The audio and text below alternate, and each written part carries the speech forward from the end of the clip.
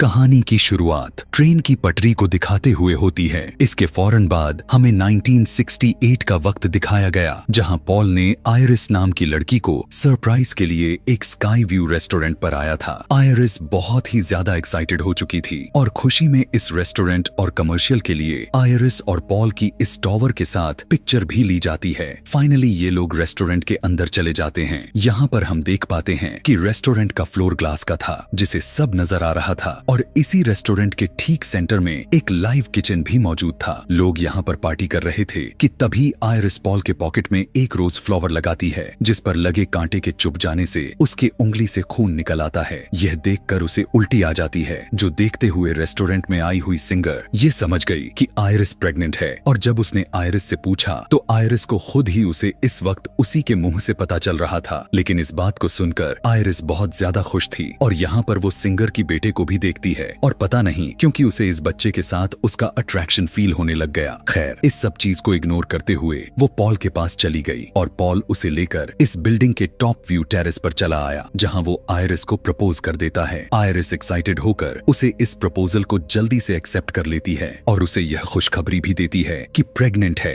और इस बात से पॉल भी बहुत ज्यादा खुश हो जाता है। यहीं पर आयरिस नोटिस कर पाती है कि सिंगर का वो बेटा इस टॉप बिल्डिंग से एक कॉइन नीचे की तरफ फेंक देता है। कॉइन को हमें दिखाया गया कि जमीन पर गिरने की बजाय एसी के आउटडोर से वैक्यूम प्रेशर से उसके अंदर चला गया, जबकि ये सब लोग पार्टी करने के लिए आ गए। जब ये सभी लोग मजे से डांस करते हुए झूम रहे थे, तब दिखाया जाता है कि रेस्टोरेंट का फ्लोर हिलने लग गया था। इधर कॉइन भी फैन से निकलकर एसी के डक्ट के अंदर घूमने लग गया और रेस्टोरेंट के अंदर शीशा वाला फ्लोर अचानक से टूट गया। सभी लोग नीचे गिर गए। पॉल ने अपने आप को बचाने के लिए एक कांच का टुकड़ा पकड़ा हुआ था, जिससे उसके हाथ भी जख्मी हुए जा रहे थे, लेकिन फिर भी वो अपने आप को बचाने में नाकामयाब रह जाता है और नीचे गिरकर मारा गया। जबकि आयरिस इस टाइम पोल को पकड़कर लटकी हुई थी, इसीलिए वो बच गई और सभी के सभी मारे गए। वो कॉइन जो उसी डक्ट के अंदर उड़े जा रहा था, वो वहां से निकलकर एक दूसरी जगह चला जाता है और गैस के पाइप में लगकर लीकेज कर देता है, जिसके ऊपर लाइव किचन रेस्टोरेंट में भी आग लग जाती है, जिसकी वजह से आग में जलकर वो सिंगर भी मारी जाती है और आयरिस अपने आप को बचाने के लिए पियानो के नीचे छुप जाती है। काम नहीं बना तो आयरिस लिफ्ट के पास आ गई, जो लिफ्ट अब पूरी तरह से फुल हो चुकी थी। इससे पहले कि लिफ्ट नीचे की तरफ जा पाती, लिफ्ट के नीचे एक आदमी आकर क्रश हो जाता है। ऐसे में लिफ्ट भी खराब हो जाती है और लिफ्ट में सवार हुए सभी लोग भी अपने जान से हाथ धो बैठते हैं, मारे जाते हैं। वो वापस ऊपर रेस्टोरेंट की तरफ गई तो रेस्टोरेंट का आधा हिस्सा भी टूटकर एक तरफ लटक गया, जिसके अंदर जाकर लोग अपनी जानें बचाने की कोशिश कर रहे थे। यहाँ बस एक पियानो ही था जो इस पूरे हिस्से का बैलेंस बनाकर रखा हुआ था। वो कॉइन जो इधर डक्ट्स में घूमे जा रहा था, वो आकर इस पियानो के ऊपर गिरा और बैलेंस बिगड़ गया और रेस्टोरेंट का ये हिस्सा भी नीचे गिर गया। उस जगह पर मौजूद लोग भी मारे गए। यहाँ पर आयरिस को उसी सिंगर का एक बेटा दिखता है, जिसने उसे पकड़ लिया। वो उसे बचाकर यहाँ से निकलना चाहती थी, लेकिन उसकी नीचे की भी जमीन टूट गई। अपने आप को बचाने के लिए उसने रिंग को दो सरियों के बीच में फंसा लिया, लेकिन रिंग की वजह से उसका हाथ कटकर छिल गया। रिंग उतर गई और बच्चे के साथ आयरिस भी नीचे गिरकर मारे गए कि तभी उसी वक्त एक लड़की ने एकदम से चौंक कर चिंख मारी और हमें पता चला कि ये सब हमने अभी अभी जो देखा था वो एक स्टेफनी नाम की लड़की के हेल्यूसिनेशंस थे। वो अभी इस टाइम अपने क्लासरूम में बैठी हुई थी। उसकी इस तरह से चिल्लाने की वजह से उसकी क्लास खराब हो जाती है। उसकी प्रोफेसर ने जब इस बारे में पूछा, तब स्टेफनी ने बताया कि मुझे ऐसे हेल्यूसिनेशंस और डरा देने वाली विजन्स आते रहते हैं। रात भी वो यही डरावनी सपना देखकर चीख मारते हुए उठ बैठी और तब उसकी रूममेट ने उसे बताया कि तुम्हें इस बारे में अपनी फैमिली से बात करनी चाहिए। वो अपने घर आकर अपने डैड से मिली, अपने अच्छे भाई से मिली, जिसके साथ उसकी बहुत अच्छी बॉन्डिंग चल रही थी, और वो दोनों मिलकर अपने अंकल के घर चले गए, जो उनके मॉम के भाई थे। अपने कजन के साथ इन दोनों की बहुत अटैचमेंट थी। सभी लोग यहाँ पर एंजॉय कर रहे थे कि तभी यहाँ स्टेफनी अपने अंकल से अपने ग्रैंड माँ आयरिस के बारे में पूछती है। यानी आयरिस, जिसे हमने स्टेफनी के विजन में देख रखा था, वो उसी की ग्रैंड मॉम थी। उसके अंकल अपने मॉम का ही नाम सुनकर स्टेफनी पर गुस्सा हो जाते हैं और उसे कहने लगते हैं कि तुम्हारी ग्रैंड माँ हमारे लिए मर चुकी हैं, वो पागल हो चुकी है, हमें छोड़कर वो एक आइलैंड पर जाकर रहने लग गई थी, जिसके बाद से वो हमसे कभी मिलने नहीं आई। इसी वजह से तुम्हारी मॉम की भी दिमागी हालात खराब हो गई और वो भी हमें छोड़कर चली गई। गुस्से में उसके अंकल तो बातें सुनाकर चले गए, लेकिन उसकी आंटी ने उसकी मदद की और आयरिस के भेजे हुए लेटर्स का एड्रेस और आयरिस की कुछ चीजें दी। इन चीजों में कुछ पिक्चर भी थी जो पॉल और आयरिस ने उस स्काई व्यू रेस्टोरेंट के सामने बनाई थी। यह देखकर स्टेफनी काफी बुरी तरह से चौंक गई। यही तो पिक्चर में रेस्टोरेंट था जो उसके विजन में आया हुआ था। अब स्टेफनी आयरिस से मिलने के लिए उस वीरान सुनसान आइलैंड पर चली जाती है। वहाँ पर एक घर तो था, लेकिन उस घर की हालत काफी बिगड़ चुकी थी। वहाँ पर लगे हुए सीसीटीवी कैमरे में स्टेफनी अपना इंट्रोडक्शन करवाया तो आयरिस ने उस घर के अंदर बुला लिया। आयरिस भी स्टेफनी को देखकर काफी एक्साइटेड थी। वो स्टेफनी से उसकी मॉम के बारे में पूछती है तो स्टेफनी कहने लगती है कि हमारी मॉम तो हमें बचपन में ही छोड़कर चली गई थी। यहाँ पर स्टेफनी आयरिस को अपने मेन बात को बताती है कि मैंने आपको और ग्रैंडपा को उस स्काई व्यू रेस्टोरेंट पर देखा था और वो रेस्टोरेंट तबाह हो रहा था। आपके साथ मौजूद सभी लोग मर रहे थे। मुझे ये डरावना ख्वाब, ये विजन हर दिन रात आता रहता है। यहाँ पर आयरिस उसे कहती है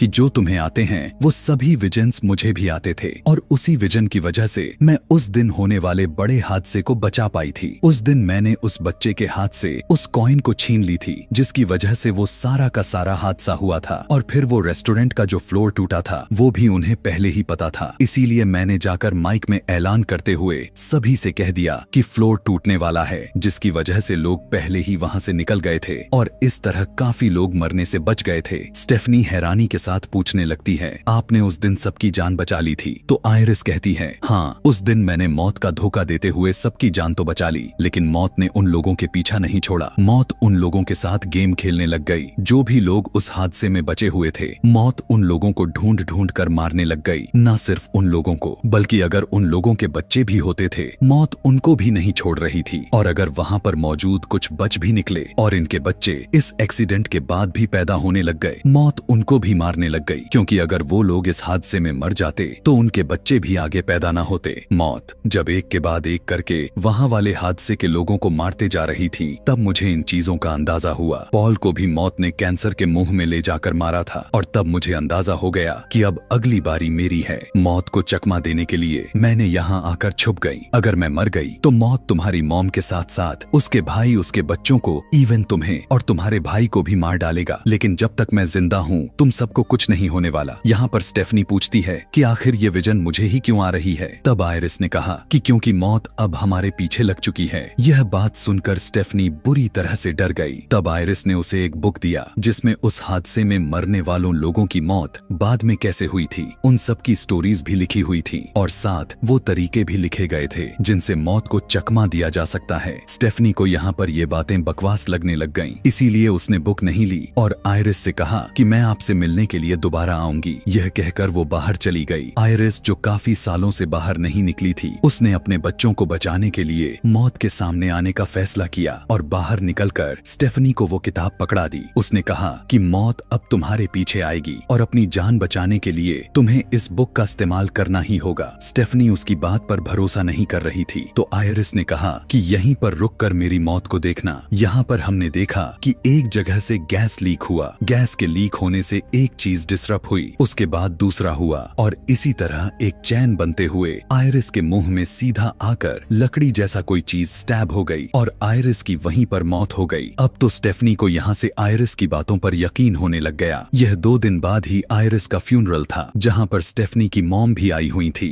स्टेफनी को समझ में आ रही थी अगर आगे जो भी अगली मौत होगी तो स्टेफनी की मॉम ही होने वाली है।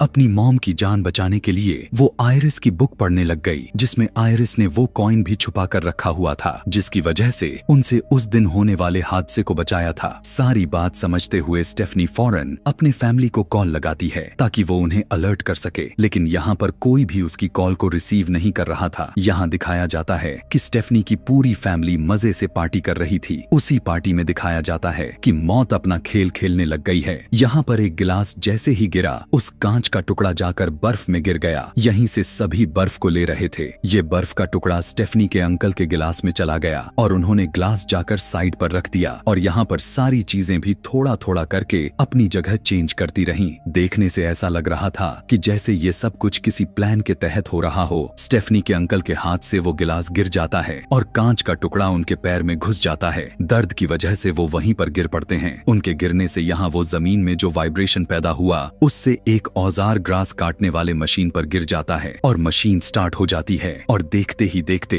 वो मशीन स्टेफनी के अंकल के मुंह के ऊपर चढ़कर उसका पूरा मुंह क्रश करते हुए उसे मार देती है। उसकी इस भयानक मौत से सभी लोग डर कर बौखला जाते हैं। स्टेफनी बहुत ज्यादा डर चुकी थी और वो अब पूरी फैमिली को समझाती है कि किस तरह मौत उनके पीछे पड़ चुकी है। उसने बताया कि आयरिस के उस दिन टॉवर पर चढ़ जाने के बाद मौत ने उस सभी लोगों को अपना निशाना बनाना शुरू कर दिया था जो लोग उस टॉवर में बच गए थे। मौत ने उनको और उनके फैमिली को बिल्कुल खत्म कर दिया और बस अब उनकी फैमिली के साथ एक और लड़के की फैमिली जिंदा थी। स्टेफनी उन्हें समझाती है कि देखिए, पहले आयरिस मरी, फिर उनके सबसे बड़े बेटे, इस तरह अंकल के अब मर जाने के बाद अब बारी है उनके ही बेटे की, और यहाँ पर जब मेरी मॉम मरेगी तो उसके बाद मेरी मरने की बारी आ जाएगी। यहाँ पर मौजूद किसी को भी स्टेफनी के बातों पर यकीन नहीं हो रहा था। इवन उसके अंकल के बच्चे के साथ उसके कजन्स भी उससे नाराज हो गए कि स्टेफनी उसके डैड के मौत का मजाक बना रही है। यहाँ पर एक ही इंसान थे जिसे स्टेफनी पर यकीन हो रहा था और वो कोई और नहीं बल्कि स्टेफनी की मॉम। लेकिन स्टेफनी अपनी मॉम के साथ अच्छे से बात नहीं कर रही थी। यहाँ पर अब हमें अंकल के बड़े बेटे जो अपने पियर्सिंग शॉप पर दिखाया गया, अपना काम खत्म करने के बाद अपने शॉप को बंद करता है और अपने डैड के याद में अपने हाथ पर डैड का टैटू बनाता है। इस टाइम उसने अपने नाक के एक रिंग पहनी हुई थी। यहाँ पर उसके नोज के पियर्सिंग पर फोकस करते हैं और एकदम से ऊपर लगा हुआ एक फैन चालू हो जाता है जिसके साथ एक मैग्नेटिक चैन थी जो आकर उसके नोज के पियर्सिंग में फंस जाती है। फैन के चलते ही वो चैन भी घूम गया और वो लड़का भी लटक कर घूमने लग गया। नीचे बहुत सारा कैरोसिन गिर चुका था जो उसी के लाइटर से आग लग जाती है। वो अपने आप को उस चैन से तो छुड़वा लेता है लेकिन नीचे आग में गिर जाता है। हम देख पाते हैं शॉप में भी आग काफी तेजी से बढ़ चुकी थी। जैसे ही स्टेफनी को यह बात मालूम होती है कि उसके शॉप में आग लगी थी, इसीलिए सुबह होते ही वो उसके शॉप में जाने का डिसाइड करते हैं, लेकिन वो तो इनके कार के सामने ही आते ही इन्हें रोक देता है।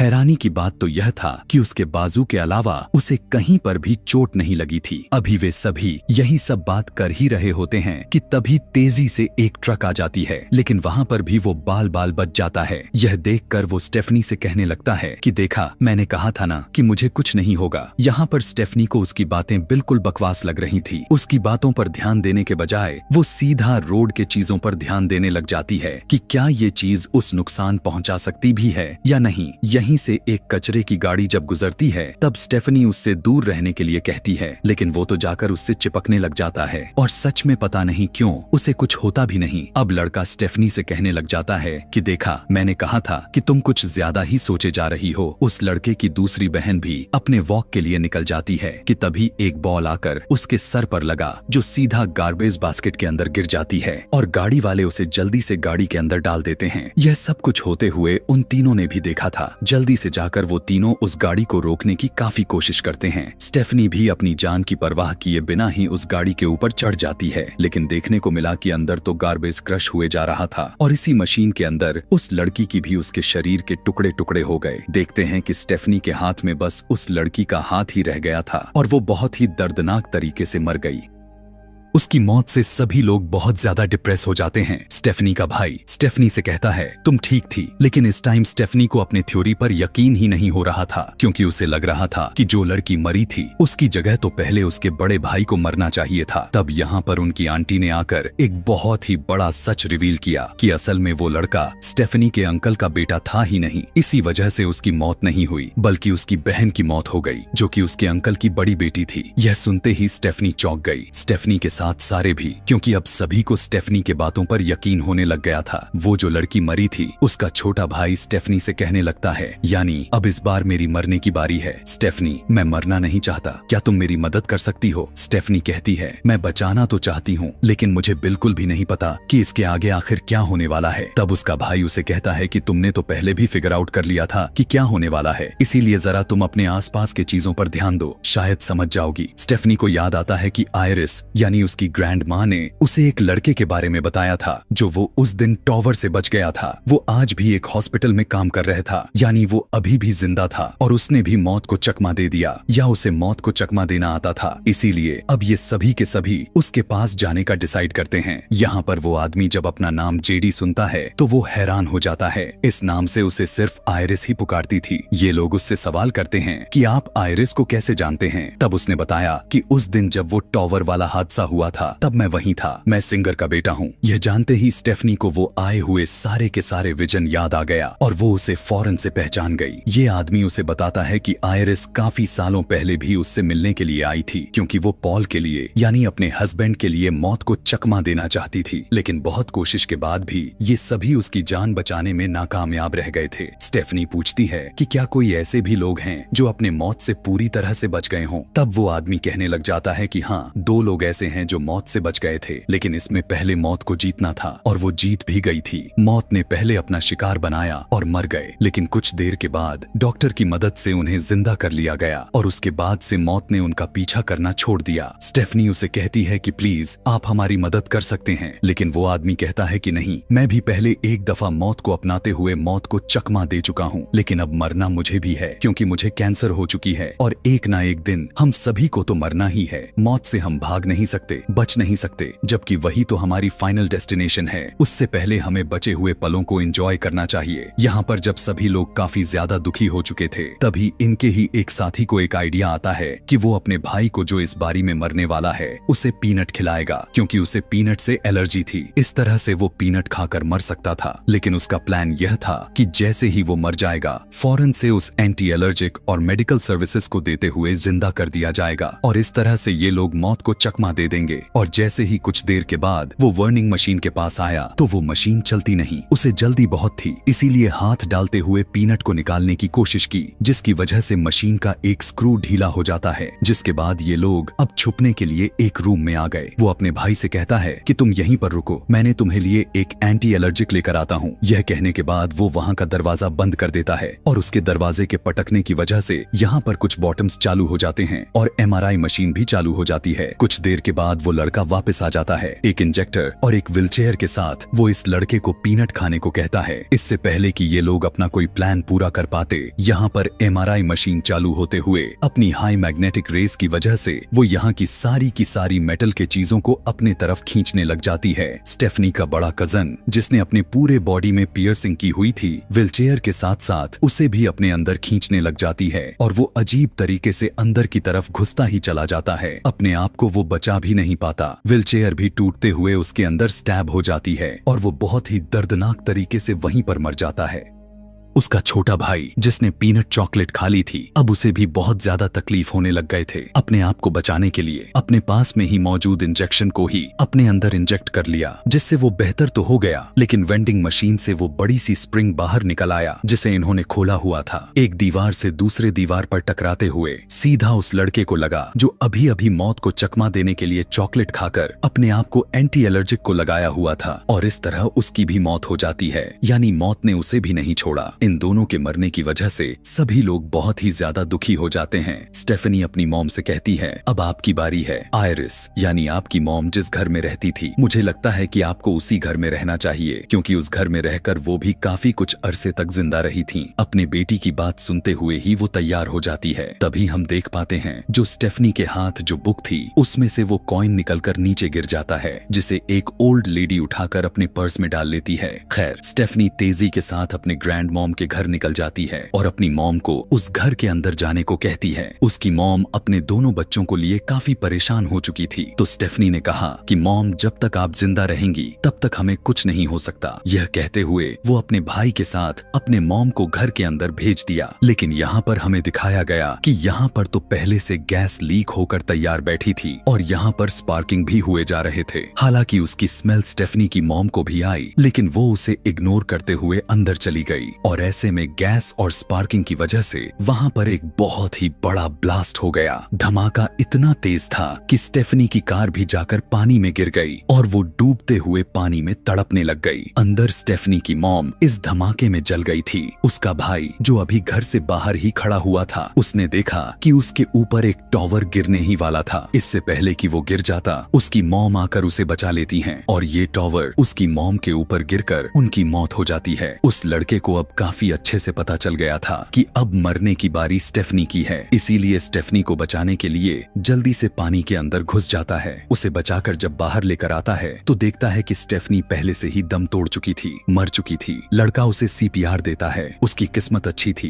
कि एक बार फिर से उसकी जान बच जाती है, वो जिंदा हो जाती है। और ये लोग इस चीज के लिए खुश हो जाते हैं कि स्टेफनी मरकर जिंदा हुई थी, उसने मौत को अपना लिया था और इस तरह अब वो मौत को चकमा दे सकते थे। ये दोनों इस बात से काफी ज्यादा खुश थे कि जान बच गई, लेकिन अपनी मॉम के साथ बाकी के सभी लोगों के मरने से दोनों बहुत ही दुखी थे। सीन कट होकर हमें कुछ टाइम के बाद का सीन दिखाया गया, जहां अब इनकी लाइफ पूरी तरह से नॉर्मल हो चुकी थी। चार्ली यानी स्टेफनी के छोटे भाई की आज ग्रेजुएशन पार्टी थी। सभी लोग वहां जाने के लिए तैयारी कर रहे थे। स्टेफनी भी काफी खुश होकर उसके पॉकेट में रोज का फूल लगाने लग जाती है और यहाँ पर फूल में लगा हुआ कांटा उसके हाथ में चुभ जाती है। उसके हाथ से भी बिल्कुल उसी तरह खून निकलने लग जाता है जैसा खून मूवी के स्टार्ट में आयरिस के हाथ से भी निकला था। यह देखने के बाद तो स्टेफनी के होश उड़ जाते हैं और वो समझ जाती है कि मौत का खेल दोबारा से शुरू होने वाला है। सीन कट होकर दूसरी तरफ हमें दिखाया गया कि वो कॉइन जो उस दिन आयरिस ने बचाया था और अब वो जिस ओल्ड लेडी के पास था, वो ओल्ड लेडी जैसे ही अपना वॉलेट खोलती है तो वो कॉइन उसके वॉलेट से निकलकर गिर जाता है और घूमते घूमते ट्रेन के उन पटरियों पर आता है जो हमें इस कहानी के स्टार्टिंग में दिखा दी गई थी। यहाँ पर ये कॉइन ट्रेन के जंक्शन के बीच में अटक जाता है, जिसकी वजह से ट्रेन का पार्ट खराब हो जा सकता था। इधर हम दोबारा से स्टेफनी और उसके भाई को देखते हैं, जहाँ उनके पास उनका नेबर डॉक्टर आया था। वो स्टेफनी के भाई का दोस्त था। वो स्टेफनी से कहने लग जाता है कि तुम्हारे भाई ने मुझे तुम्हारे बारे में बताया है, मैं तुमसे बहुत इम्प्रेस हूँ, तुम बहुत लकी हो कि तुम आज जिंदा हमारे सामने खड़ी हो। तब स्टेफनी कहती है कि हाँ, मैं लकी तो हूँ, मैं उस दिन मरकर जिंदा हुई थी। तब वो आदमी कहता है कि नहीं, तुम मरकर जिंदा नहीं हुई थी। अगर कोई इंसान 5 मिनट तक सांस ना ले तो उसे मरा हुआ कहा जाता है, लेकिन तुम तो 2 मिनट बाद ही सांस लेने लग गई थी। ऐसी हालत को तो बेहोशी कह सकते हैं ना कि मरना। यह सुनकर स्टेफनी और स्टेफनी के भाई दोनों के तो होश ही गायब हो जाते हैं। जल्दी से स्टेफनी ने आसपास की चीजों को जब देखा तो उसे हर एक चीज में अपनी मौत नजर आने लग गई, लेकिन इनकी भी मौत ऐसे थोड़ी ना आनी थी। वहाँ जो ट्रेन उस पटरी से उतरी थी वो उतरकर इनके घरों की तरफ बढ़ चली। ट्रेन इतनी रफ्तार में थी वो अपनी स्पीड कम नहीं कर पाई। अपने आप को बचाने के लिए स्टेफनी और उसका भाई दोनों वहाँ से भागने लग गए। ट्रेन आखिर में जाकर रुक गई, लेकिन ये लोग जिंदा फिर भी नहीं बच पाए, क्योंकि ट्रेन के पीछे उड़ते हुए बड़े बड़े लकड़ी के लॉग्स आकर इन दोनों के बॉडी में स्टैब हो गए और आखिरकार ये दोनों भी मारे गए। जिसके साथ ये फाइनल डेस्टिनेशन मूवी यह सबक सिखाते हुए समाप्त हुआ कि हम लोग मौत से बच नहीं सकते और एक दिन हर किसी को मरना है। ऐसे ही और भी मूवी एक्सप्लेनेशन वीडियोस देखने के लिए कमेंट में नेक्स्ट लिखना ना भूलें। Thanks for watching.